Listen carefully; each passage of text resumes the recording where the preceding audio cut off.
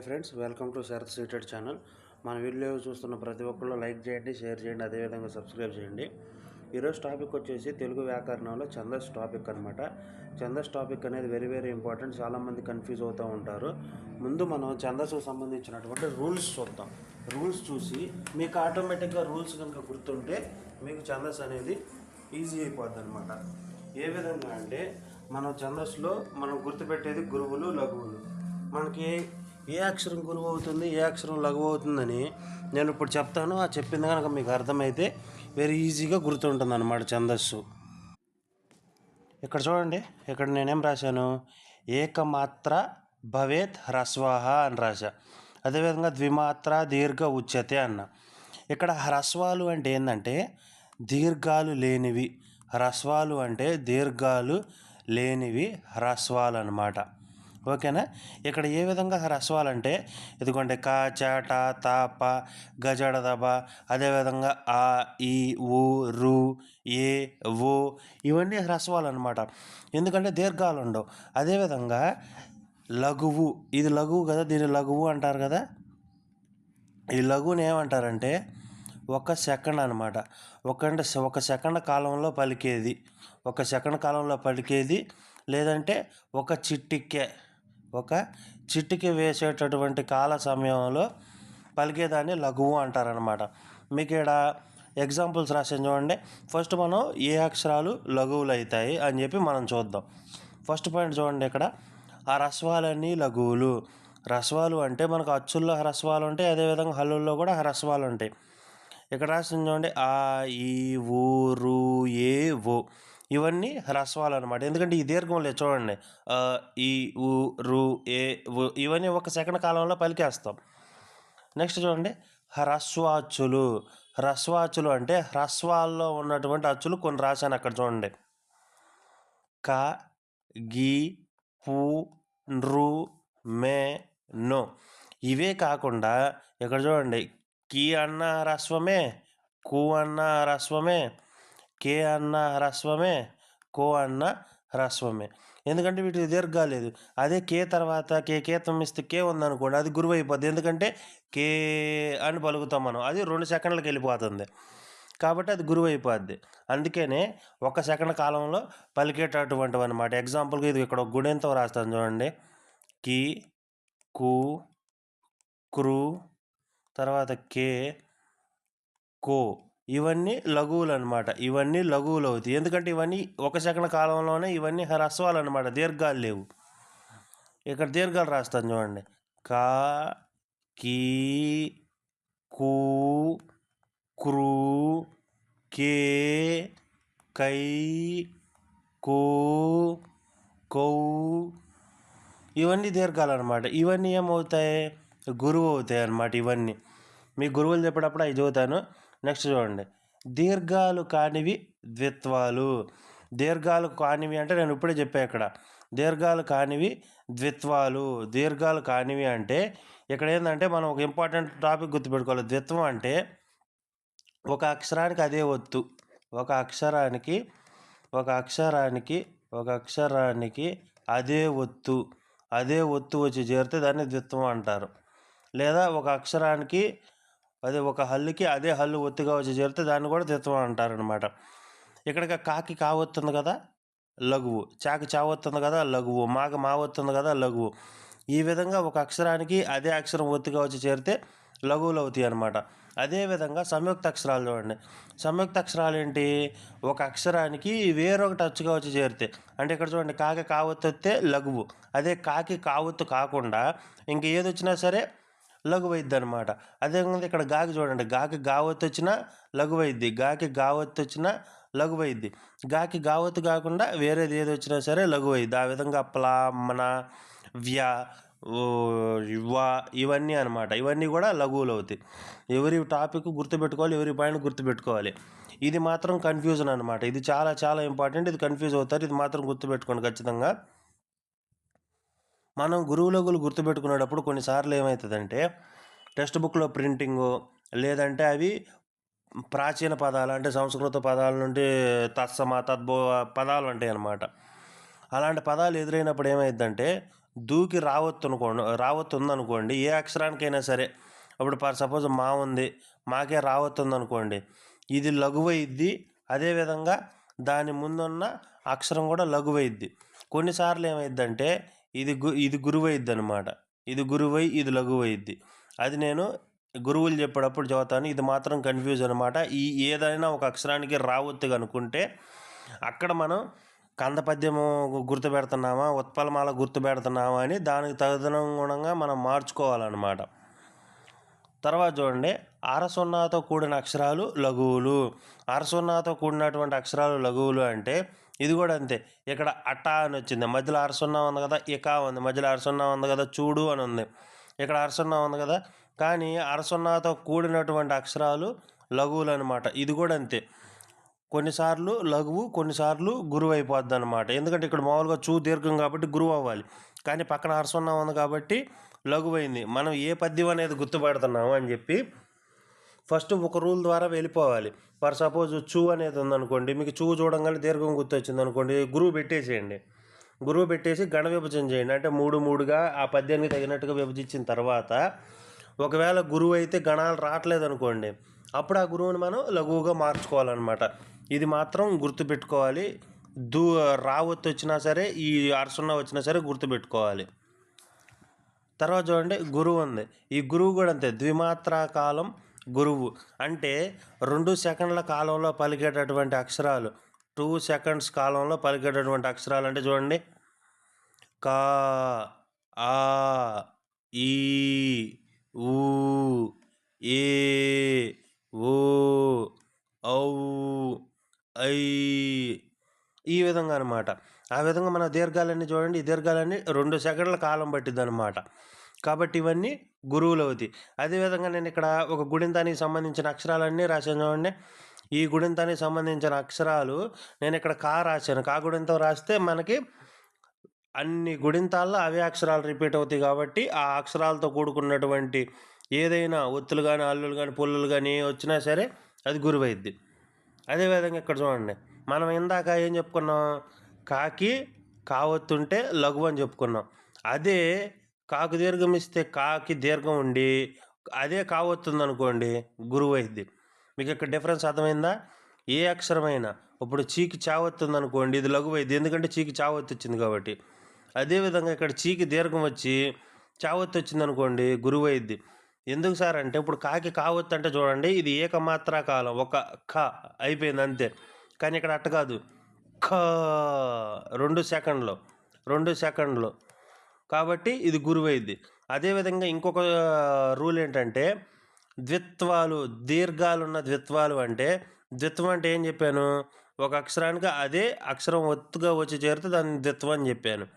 ఇక్కడ మళ్ళీ ఏముంది, దీర్ఘం ఉంది, కాబట్టి ఈ రూల్ ప్రకారం కూడా ఇది గురువైద్ది అనమాట. ఓకేనా? ఆ విధంగా ఖ, చి, పి, తర్వాత ఘి, మా ఇవన్నీ దీర్ఘాలు ఉన్నాయి కాబట్టి గురువులు అవుతాయి అనమాట. నెక్స్ట్ చూడండి, ద్విత్వాక్షరానికి ముందున్న అక్షరాలు. ద్విత్వాక్షరానికి ముందున్న అక్షరాలు గురువులు అంటే, మనకి కాకి కావత్తు వస్తే లఘువు అని చెప్పుకున్నాం. అదేవిధంగా ఇలా ద్విత్వాక్షరం అంటే కాకి కావత్తు వచ్చింది అనుకోండి, దాన్ని ద్విత్వాక్షరము అంటారు. ఈ ద్విత్వాక్షరానికి ముందున్నటువంటి అక్షరం అనమాట, ఈ ఆ అనే అక్షరం గురువు అయిపోద్ది. ఎందుకు గురువు అయిద్ది అంటే సార్, ఇక్కడ కాకి కావస్తుంది కదా, ఇది ద్విత్వాక్షరం. మన రూల్ చూడండి, ద్విత్వాక్షరానికి ముందున్న అక్షరాలు గురువులు. అంటే ఒత్తు కాకి ముందు ఏ అక్షరమైనా ఉండని, ఆ ఉండని, మా ఉండని, రా ఉండని, ఏ అక్షరమైనా ఉండని, ఏ అక్షరం దానికి దీర్ఘం ఉండని, లేకపోని, అది విసర్గం అని, ఏదైనా అని అది గురువు అయిద్ది అనమాట. ఓకేనా? అలా ఇక్కడ అమ్మ చూడండి, మాకి మా వస్తుంది, ఇది ద్విత్వాక్షరం కాబట్టి దాని ముందు ఆ ఉంది కాబట్టి గురువు అయింది. నాకు నా వస్తుంది, ఇది ద్విత్వాక్షరం కాబట్టి ఇది గురువు అయింది. చెల్లి ఉంది, లీకి లావత్తే ఉంది, ఇది ద్విత్వం కాబట్టి ముందున్న అక్షరం గురువైంది. తమ్ముడు కూడా అంతే చూడండి, మూకు మా వస్తుంది కాబట్టి అది ద్విత్వాక్షరం, తా అనేది గురువైంది. తర్వాత చూడండి, ఇక్కడ నేను ఒక ఎగ్జాంపుల్ రాశాను చూడండి, ఇది మాత్రం గుర్తుపెట్టుకోవాలి. ఇక్కడ నాన్న అనే పదం ఉంది. ఈ నాన్న అనే పదంలో నాకు దీర్ఘం ఇస్తే నా అనేది ఆల్రెడీ దీర్ఘం, అంటే 2 సెకండ్ల కాలం అనమాట. 2 సెకండ్ల కాలం పట్టింది కాబట్టి దీని తర్వాత ఇక్కడ ద్విత్వాక్షరం ఉన్నా లేకపోయినా, ఇక్కడ ద్విత్వాక్షరం అనేది ఉన్నా లేకపోయినా సరే ఇది మామూలుగా గురువే అవుతుంది. అయితే రెండో సూత్రం చూడండి, ద్విత్వాక్షరం ముందున్న అక్షరం కూడా గురువైద్ది కాబట్టి ఆ విధంగా కూడా ఇక్కడ గురువైద్ది అనమాట. ఇది గుర్తుపెట్టుకోవాలి పాయింట్. తర్వాత చూడండి, సంయుక్త అక్షరం ముందున్న అక్షరం గురువు. ఇక్కడ సంయుక్త అక్షరానికి ముందున్న అక్షరం అంటే, సంయుక్త అక్షరం అంటే ఏంటి?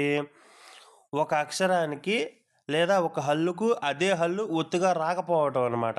అంటే ఇక్కడ నాకి నా ఒత్తు వచ్చిందనుకోండి ద్విత్వం, నాకి నా ఒత్తు కాకుండా వేరేది వచ్చిందనుకోండి సంయుక్త. నాకి నా ఒత్తు కాకుండా వేరేది వస్తే సంయుక్త అనమాట. ఆ విధంగా సంయుక్త అక్షరానికి ముందున్న అక్షరం కూడా గురువైద్ది. ఇక్కడ అన్యా ఉంది. ఇందాక మనం ఏం చెప్పుకున్నాం? నాకి నా ఒత్తు వచ్చినా సరే దాని ముందు అక్షరం గురువు అని చెప్పుకున్నాం. అదేవిధంగా నాకి నా ఒత్తు కాకుండా ఇంకా వేరేది ఏది వచ్చినా సరే గురువైద్ది అనమాట. ఓకేనా? ఆ విధంగా ఇక్కడ చూడండి, వాకి వా ఒత్తు కాకుండా వేరే ఒత్తు వచ్చింది కానీ ఇక్కడ గురువైంది. సేమ్ ఇక్కడ కూడా అంతే, మాకి చూడండి యా ఒత్తు వచ్చింది కానీ ఇక్కడ గురువైంది. మాకి రా ఒత్తు వచ్చింది కానీ ఇక్కడ గురువైంది. లాకి వావత్తు వచ్చింది కానీ ఇక్కడ గురువైంది. ఇక్కడ కూడా చూడండి, లాకి వావత్తు వచ్చింది కానీ గురువైంది. అట్ట అనమాట. గుర్తుపెట్టుకోవాలి ఇవన్నీ రూల్స్. ఇక్కడ చూడండి, ఇక్కడ ఇంకో ఇంపార్టెంట్ పాయింట్ అనమాట. ఇక్కడ రేఫ ఉన్న అక్షరం దాని ముందున్న అక్షరం లఘువు అని చెప్పుకున్నాం. మనం ఇందాక ఏం చెప్పుకున్నాం? అదృచు అని చెప్పుకున్నాం. అదృచు కదృచు అని చెప్పుకున్నాం కదా. ఇలా దూకి రావత్తుంటే లఘువు వచ్చింది, దాని ముందు అక్షరం కూడా లఘువు వచ్చింది అని చెప్పుకున్నాం. కానీ ఇక్కడ చూడండి, కమ్రా అని ఉన్నప్పుడు ఇది లఘువైంది, దాని ముందు గురువైంది. ఎందుకంటే చూడండి, కానీ వ్యాకరణం కొన్నిసార్లు ఇలా జరుగుతుంది. ఎలా జరుగుతుందంటే నేను ఆల్రెడీ మీకు ఇందాక చెప్పినప్పుడే చెప్పా. కొన్ని అక్షరాలు మనకు అక్కడ లఘువులో ఉదాహరణ ఏం చెప్పాను? కదృచు అని చెప్పినప్పుడు నేనేమన్నాను? ఇది లఘువు, ఇది లఘువు, ఇది లఘువు. ఎందుకంటే ఈ దాకి రావద్దు. ఎప్పుడైతే రేఫం వచ్చిందో ఈ అక్షరం లఘువుగా మారి దాని ముందు అక్షరం కూడా లఘువుగా మారిద్ది అని చెప్పి మనం చెప్పుకున్నాం. అయితే ఇక్కడ ఏమైంది చూడండి, మాకి రావత్తు వచ్చింది. మనం ఏం చెప్పుకున్నాం? సంయుక్త అక్షరానికి ముందున్న అక్షరం గురువు. అంటే ఇక్కడ ఇది సంయుక్త అక్షరం కాదు. ఎందుకు? ఇప్పుడు సపోజ్ దీంట్లో రెండు చెబుతాను చూడండి. మాకి మా ఒత్తు వచ్చింది అనుకో, ద్విత్వాక్షరానికి ముందున్న అక్షరం గురువు. అదేవిధంగా మాకి ఒత్తుమా కాకుండా రా ఒత్తు వచ్చింది అనుకోండి, అప్పుడు గురువే. ఈ విధంగా మాకి రా ఒత్తు వచ్చినా సరే ఒక్కసారి గురువు అవుతుంది, ఒకసారి లఘువు అవుతుంది అనమాట. ఇది కొంచెం కన్ఫ్యూజింగ్గా ఉంటుంది. మీరు కనుక కొంచెం కాన్సన్ట్రేట్ చేస్తే ఈజీగా ఉంటుంది అనమాట. నెక్స్ట్ చూడండి, గూర్ఖా అని ఉంది కదా.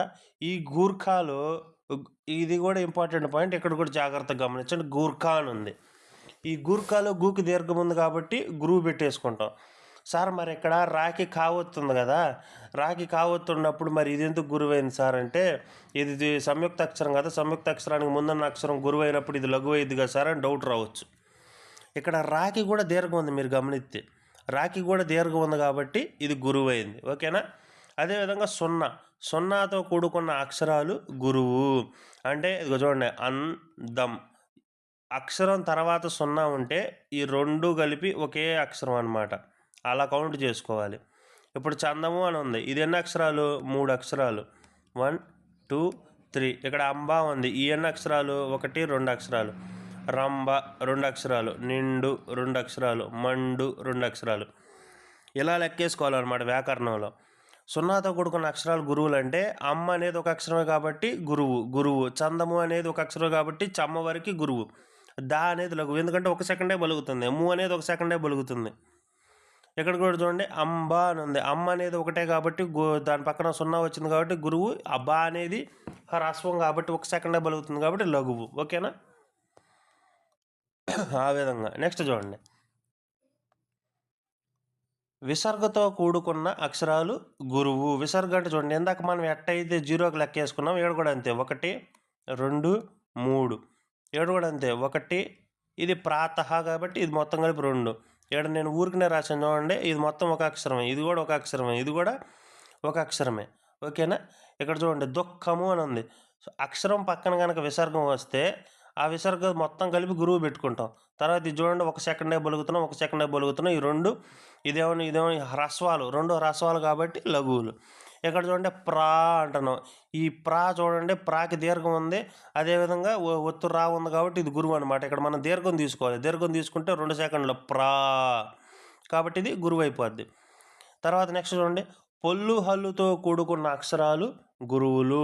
ఇక్కడ పొల్లు హల్లు అంటే ఏంటంటే, ఇదిగో ఉంది కదా, దీన్ని పొల్లు హల్లు అంటారు.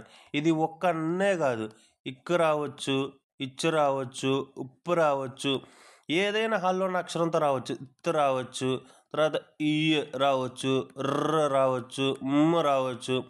ఈ విధంగా ఏ అక్షరమైన రాని ఈ విధంగా రాసేటటువంటి అక్షరాలని పొల్లు హల్లు అంటారు.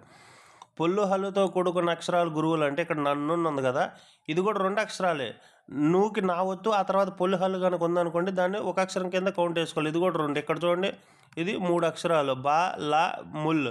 తర్వాత ఇక్కడ చూడండి కలముల్ అని ఉంది, 1 2. ఈ ముల్ అనేది ఒక అక్షరమే. తర్వాత చూడండి పై నీరు అని ఉంది, ప యా నీరు మొత్తం కలిపి ఒక అక్షరమే. ఈ విధంగా లెక్కేసుకోవాలి. ఇక్కడ చూడండి, ఈ విధంగా ఒక అక్షరం పక్కన పొల్లు హల్లు కనుకొస్తే అది కూడా గురువు అయింది అనమాట.